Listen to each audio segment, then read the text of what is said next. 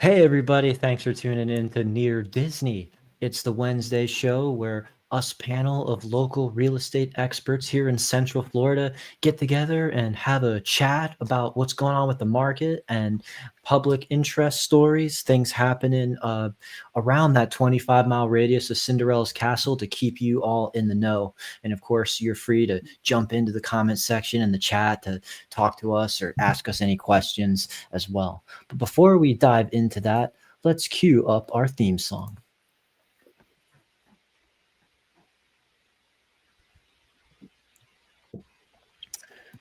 Well, I don't know why we didn't have the visual on that, but we did get the catchy jingle that was heard, and that's, I guess, that's what really matters.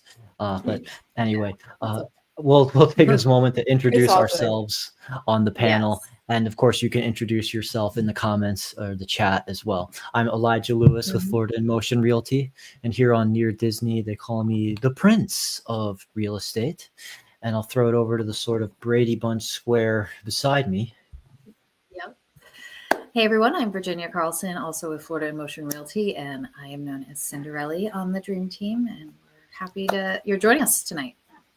Perfect. And then down below, Hi, I'm Sue Koptia, also with our dream team at Florida Motion Realty.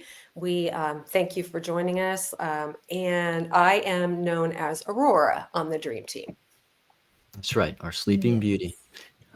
So, with all of that introduced, I just thought we'd throw ourselves into topical subjects of now that Halloween passed. You know how it goes. It just everything skips. Mhm. Sorry.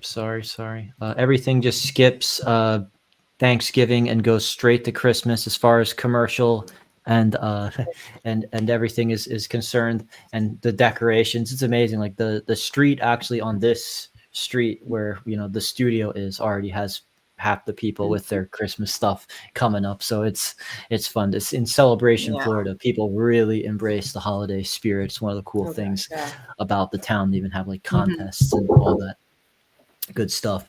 Like I was just shopping at the mall the other day, and oh yeah, the department stores were just Christmas already, and It's it's it's nice stuff. everywhere. The grocery It's Right. store, the parking lot, everything's like decorated. Yeah. keeps Yep. you in good cheer. If you got a favorite Christmas Yeah. song, let us know in the chat as well. That's already an earworm for you. But we do want to keep you posted on the stuff that these events also start early, not just the radio playing the music. So tell us a Mhm. little bit about what's going on at Disney Springs. Well, in Disney Springs, they have what they call the Christmas tree stroll. Sorry, I kept saying scroll. Christmas tree stroll. And it is for families, couples, Mhm. kids, grandparents. It's for anyone who wants to just really get into that holiday spirit. I mean, there isn't much more that can bring you into the holiday spirit than a Christmas tree. I don't know, with me, especially if it's decorated, the way that Disney does it with all the lights and the ornaments, and just makes everything really festive. So, Mhm. what's going on is at Disney Springs, the dates for this event, where it's called "Experience the Magic of Christmas Strolling Through the Trees." November 14th. So it's not quite started yet, but it will go all the way through to the end of December. And Disney Springs, the hours are normally 10 to 11. Some of the locations, some of the businesses inside there, fluctuate a little bit with that.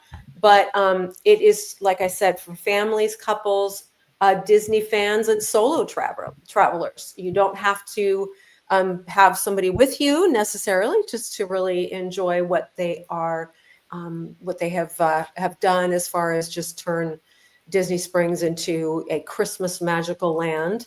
And Mhm. there is a map that guides you through the trees, tells you about how what the story is about each tree, why it was decorated the way it was, and you get when you complete the map, you get a keepsake pin, something just to have for memory, and maybe want to go back again next year. So That's I all. know we're going to take in some family there while they're here during the holidays. So, and it's budget friendly. You don't have to spend anything if you don't want to. If you want to get a snack, or you already plan to have dinner, or you're doing some, Right. some Disney Christmas shopping, this is a great place to stroll through and see all of the normal things that Disney has going on with entertainment and music, but then you add the Christmas theme on top of it with all the trees. And, if it was last night, tonight, you'd have to wear a parka. Yeah. It was cold. Yeah. Yesterday and today were was cold. unaccountably Uh-huh. cold, I will say. But then, like, tomorrow, the forecast is already, heat. But like, it Yes. was funny what they say. Like, on a day like this in Yeah. Florida, it's like you get winter in the morning, spring in Mhm. the early afternoon, summer in the mid afternoon, and fall in the evening. So it's just That's really you get true. all Yeah. the seasons in one day. true. It doesn't feel. But And yeah, all in one day. Yeah. Yes.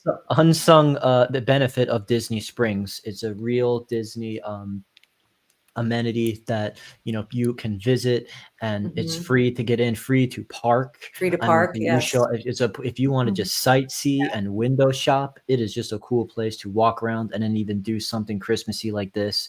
Because even like with Universal Studios, it's like besides just the theme parks, even if you want to get into like Universal City Walk, you kind of will have to pay to park and still go through kind of a much more arduous way of getting up into that spot. But Disney Springs is pretty easy peasy. You just drive in and you're just already there before you partake of any of the things that cost money. So that's a great thing to bring up, Sue. And another Christmas themed thing that I will call attention to as well is the Festival of Trees season of celebration from November 15th to 23rd this week. Basically, Festival of Trees, Let the Joy of the Season Shine. This is returning to the Orlando Museum of Art. And basically, for nearly 4 decades, the Council of 101's Festival of Trees has marked the start of the holiday season in Orlando. And basically, this is the 39th annual celebration, themed season of celebration. Guests are surrounded by dazzling displays, including more than 50 designer decorated trees with festive wreaths, gingerbread creations. Go crazy with that. Amazing what they can make out of cookies. Holiday vignettes, table displays. So that's a really cool thing. Of course, Santa Claus Lane live entertainment scheduled differs day to day. And Santa Claus himself will be on hand for photos and meet and greets 10 a.m. to 5 p.m. So this is omart.com, omart.org for, but basically, so OMART, that stands for Orlando Museum of Art. If you if you Google search that, you'll get more of these to zone in on what these special events are, which days, what times, so that you can check out the tickets on sale. Reindeer Romp, Holiday Workshop, Ugly Holiday Sweater Party. Oh, that sounds like something Sue would want to get in on. And of course, the Hey. Sip and Slay Well, those are cocktail fun. party, maybe more. I'm sorry. Sounds like fun. Do you And the know, tickets. seriously, on that, I have probably one of the ugliest sweaters I've ever owned that is a Christmas sweater, and I have had it now for Yeah.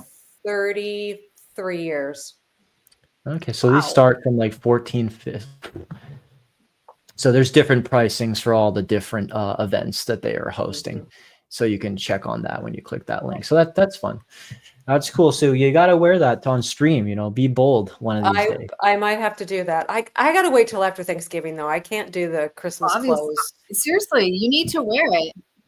Well, I will, I know. but I can't do it before I know, Thanksgiving. I know. It's just, too. it's Rep wrong. the sweater. Just wrong. Well, it's okay. Well, so please subscribe so that you won't Well, we miss the can- notification for when we Yes. do eventually go live next Have month. an- Don't forget an about ugly us a whole month from now, or sweater half a month day from on now. And so yeah, show. please We can all subscribe. wear We'll one. continue to do this. Well, yeah, we'll all wear something festive and not cool, but That's still. a great idea. So also, we'll lean into one of the meat events here. One of the big story of the week was this whole hullabaloo talk about proposing a 50-year mortgage. That is what the current administration was floating as a way to combat the soaring costs of housing in this country right now.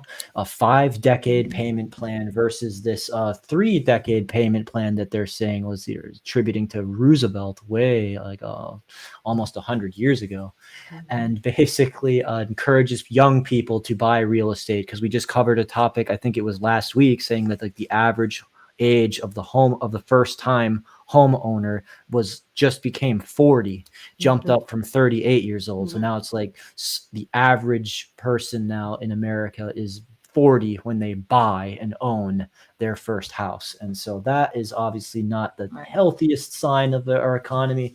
And so one thing that they're floating is this idea of a 50-year mortgage plan.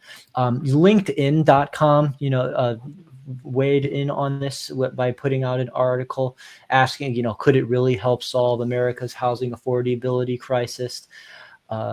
Basically,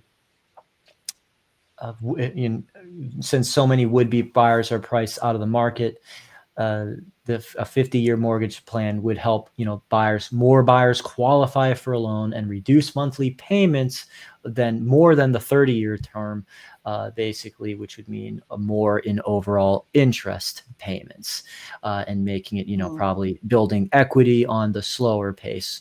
And there's a consensus there, like here, this person from Bloomberg's opinion article saying that, the right and the left have been kind of coming together on both sides, poo-pooing this idea of the 50-year mortgage. But some are saying it's not a terrible idea, or at least no worse than 30. Because like part of the thing people are laughing at is like, okay, 30, 50, might as well be 200 years. Like, like how long are people really living in these homes? Right. But most people don't pay off their mortgage at maturity anyway. And policy markers are desperate to bring down the rates. Somehow we were talking about, the Fed was bringing it down a quarter point last time. They might bring it down a quarter point again at the next meeting or so. We'll definitely keep you posted on how that goes. But maybe that's not enough for some people to ease the pain. We get that. I even talked to a friend of the channel. We had her on this stream interviewed before Sold Nicoletti with the mortgage firm, kind of got like one of our own Orlando lenders input on this. She was kind of saying a similar thing, that basically it has its ups and downs, this 50-year mortgage thing. The downside is that taking time to build equity, since most of the payments for a long time are going straight toward interest, not the balance. But on the positive side, it could make owning a home more affordable for people who otherwise can't buy.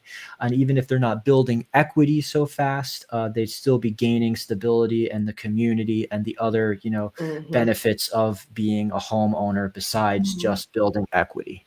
Right. So it's just something to factor in there. Yeah, tax benefits, homestead exemption.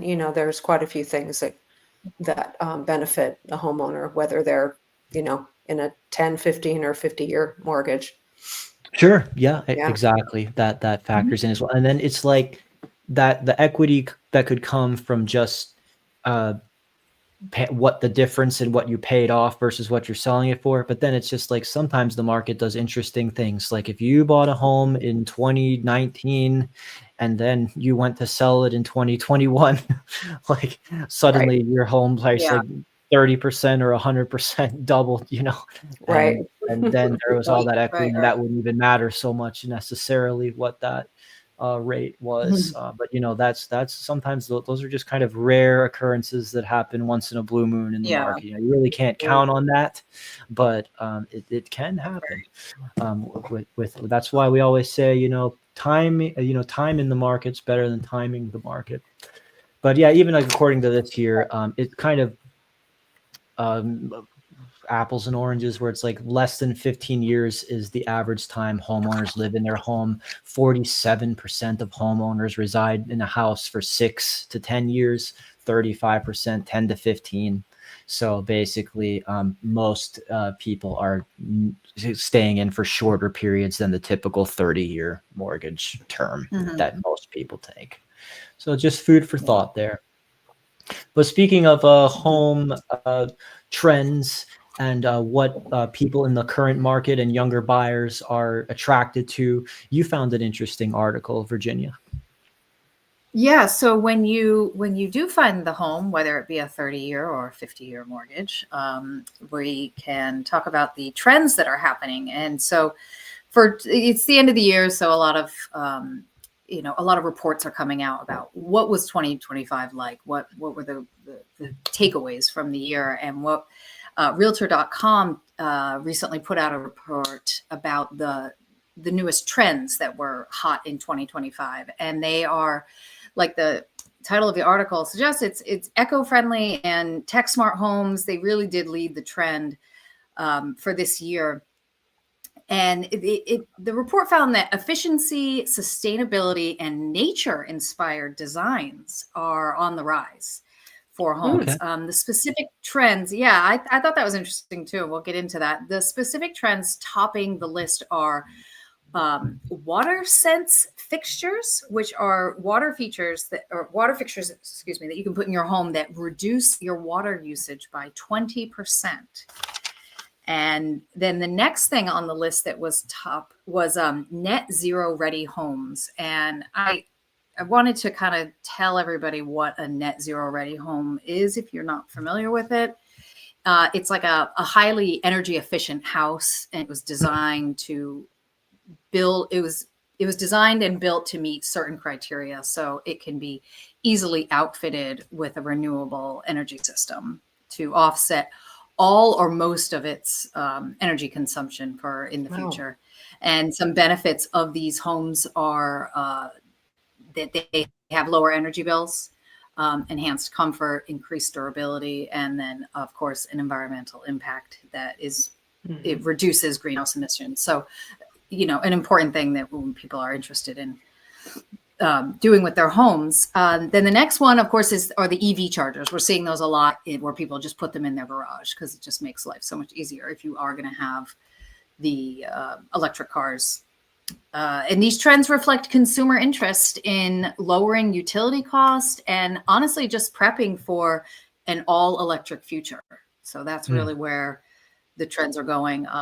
Then second on the list, kind of coming down, was the nature-inspired designs. It's kind of like bringing nature indoors and having, just like expansive glass doors and interior courtyards, those kind of things that make you feel like you're, living in nature, but you're in your house. So apparently that's a really big trend for 2025. And then, of course, like I said, the smarter, more connected homes. We've seen this a lot. I know that we all talk about the new construction in the area, and guys, we go and we see these homes, and most of the new construction, I'd say like 99% of it, is all like smart homes. They're just like putting this stuff in automatically because that's the trend. That's where people want it to be. So we definitely see that. If you scroll down, this is actually interesting. Fastest growing trends for features in your home. And you can kind of like go through the list here, and they even have things crazy like a pickleball court is on the list. Number It's 28. down, but it's on the list of like trendy things to put in your house or your yard, or so, it's like, so this is kind of interesting to see like what people are actually really. I'm surprised that's more and than a some of the new backlit things. on its. Yeah, or the custom built-ins. Yeah, that's I Don't know. sleep on pickleball. I gotta get a little I know. play. I want a pickleball court more than I want built-ins, but you never know. It's crazy. Oh, and my then, yeah, there are goodness. definitely some familiar favorites like a built-in coffee, station or something like that in the kitchen. Oh, I So just definitely saw one of that. those in a brand new home that's being built. It is so cool. We thought it was the microwave, Yeah. and it's not. Oh my gosh, it is so cool looking. Anyway, Right. sorry, didn't mean to interrupt. No, that's fine. Yeah, we're just seeing all these cool stuff that are it's high on the trend list, and just people are hearing about it and thinking the same thing, like, oh, that's really convenient, that's really cool. So there's just a lot of neat stuff that can be put in the house. And then in contrast, the stuff that's kind of fading away that we see are like big, huge formal dining rooms aren't really on trend, or maybe Yeah. infinity edge pools they're having down on here. Some of the things that just kind of like lose their kind of coolness. So it's always new stuff coming in. But I just thought it was really interesting to look at what people actually like really want in a home these days. And if you're going to buy a new construction, like I think people definitely want to find the homes that are the smart homes. Sure. And I have mean, all when those we did bells our and whistles. when we did our Sunbridge video that was showcasing new I thought construction of for that Sunbridge. area, those homes were Yep. being built to be ready to have solar panels like installed into them, and they were built with EV chargers already in the garage. There were just already so many eco-friendly things, just that it became a new standard of new construction. They just assume that the future homeowner generations are going to just demand that, and they're building the houses to be ready for them. So that's great. Yeah, and it's true because they were ready, because we did that Sunbridge video like 3 years ago. A while It ago. was a Yeah, while you did. ago, and so Don't if tell me it's the that. trend now, it's like they were ahead of. Yeah, Time I just mean, flies. so anyway, We got to get back out there again. Well, the other yeah, thing exactly. when you were talking about bringing nature indoors, I've seen this in quite a few places. My youngest daughter has actually done it. One of the walls in the family room has plants growing on it, and she's got yeah. a bunch of plants Cool. that grow in water. So there's Does it no start soil. singing So there's "Feed Me"? no, nothing that big. But that's just another way, especially where they live. They're in the Northwest.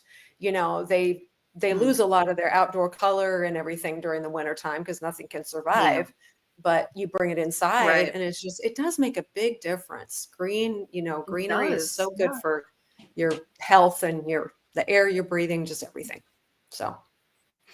Awesome. Yeah, I mean, I read about like those plants that are like improve the oxygen and like the airflow, air quality in your home, and so yeah, people definitely want to bring that nature in to just enhance their living space.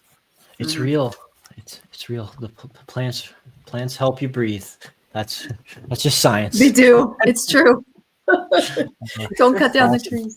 The Lorax, we covered that as well. The Lorax is one of the top Halloween costumes this year, and the message resonates strongly with the young folks still. What was the most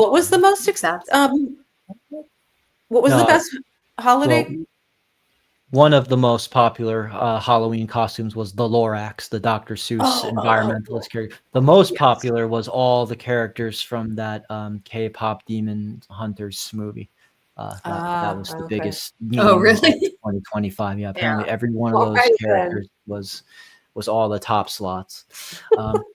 And then one more article just to close things out. Just a reminder that, being a homeowner has its benefits in the long term over being, a long-term renter according to data. Basically, the gap between renting and owning is bigger than people realize. Extra wealth comes from building equity, locking in predictable housing costs, and investing in your future. And then basically it says the average homeowner is 43 times wealthier than the average renter. So that is a heck of a statistics being reported by Listing Reports Inc. here. And so that's why we want to get busy to, talk to you about your own home ownership goals and the feasibility, connect you with the lenders and the all of the contacts that we have in our Rolodex that we can consult with you to make that happen. Just enjoyed a great listing appointment this week. So other than that, I think that's most of what we wanted to cover for this show. Nope. I still want to talk to them about if they have to have their home on the market during the holidays. You're right. So I've got one That's more okay. holiday themed article here. And that's so yes, as we come in, sometimes we would tell you about the advising you on how hard you should go in on Halloween while you have your home listed. And Sue's going to tell us Not so about much. maybe Christmas can have its own category for putting on the market. Well, one thing, if you need to sell your home or your home has been on the market for a little while, it's not necessarily a bad idea to not list it or to pull it off the market for the holidays. I actually had a client in Pennsylvania that did exactly that. I advised them to go ahead and try to put it on the market in October, see what happens. You can always test the market. And they ended up selling their home and being in celebration before the day that they were planning to put their home on the market in Pennsylvania. Does that make sense? So Yeah. they were Oh, going to put wow. their house. Yeah, they were going to put their house on the market right the week after Super Bowl, and they actually were in Mhm. their new home before Super Bowl. So Wow. anyway, Wow. so it can be pretty good timing, because there's a hidden advantage when you're selling during the holidays. There's less competition, and buyers tend to be more serious, because if they're looking to buy a home during the holidays, they're probably serious. And you never can Yeah. discount people having to relocate for work, or people getting married and needing to buy a place, or people needing to sell their home where they are at and buy something where maybe they have to move to Florida here to take care of an aging parent. There's just, or somebody needs medical treatment that is, better offered here. We have great doctors here, by the way, in Central Florida. So here's just some of the highlights on this. You just, like we talked about with the Halloween decorations, just keep the decor subtle, neutral, cozy, a soft throw blanket, maybe some twinkle lights, not the full Griswold, experience. We don't need that. If you're 55 or older No. and you're selling your home, just reflect the holiday with ease. Put the golf cart out front. Make sure that they see the clubhouse, which I'm sure is going to be sparkling and lit up with lights. There's a lot of outdoor entertaining. Let's see, there was a couple of let people know that your home is ready for snowbirds. It's, if you have furniture that you're willing to sell, or all of the furniture you're willing to sell with the house. Sometimes people just want a snowbird home, and they don't necessarily want to spend the time trying to furnish it. And again, if they're needing to relocate, that's a big plus. You can always offer things like credits to the buyer for something that they came across and said, well, we don't like this about the house, and this is going to be a little bit of expense that we don't want to have to incur. Be flexible, talk to your agent, hopefully one of us, and get some ideas about how you can bring people into not just see your home, but to be serious about it and make you an offer. Make sure your curb appeal is good, but make sure the walkways are clear, especially with these days, as it's getting darker earlier. It's really good if you have a fireplace, turn it on. If it's no big, it's not overkill to bake cookies or have cinnamon simmering somewhere, or they've got so many plug-in things now that have some great holiday fragrances. Play a little music in the background, have that going on. And see, there was one more that I wanted to say. Oh yes, the very last thing on this list. People buy on emotion during the holidays. And so use language and imagery that evoke comfort, family, new beginnings, not just your upgrades and your square footage. And, things like, wow, you could host next year's Thanksgiving on your own Florida retreat, or wake up to the lake views instead of snowbanks.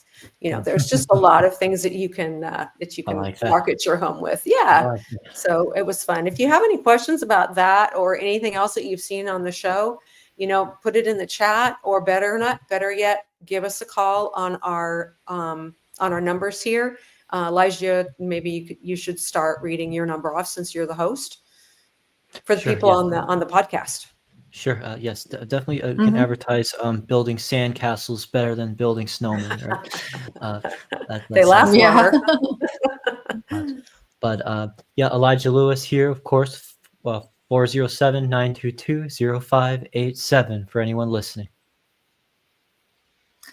And I'm Virginia Carlson, 407-487-9960.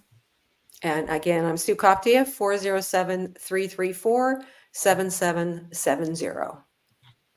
Awesome. Well, thank you all so much for getting together as a panel. Of course, if anyone has any questions for us, and you missed the live portion, that's what our numbers are here, of course, for, to join in. The comment section goes on forever when we let ourselves be available to you all the time. Just that's how we roll here. We just want to want to get you taken care of and get the home that's that glass slipper fit on Near Disney. So with that, I think we'll throw it over to Kim Hawk, the fairy godmother of real estate, to sign us off, and we'll catch you on the next show. Appreciate it if you hit the like button and subscribe so we can continue to bring you the good content. Yay. Take care, everyone. Good night.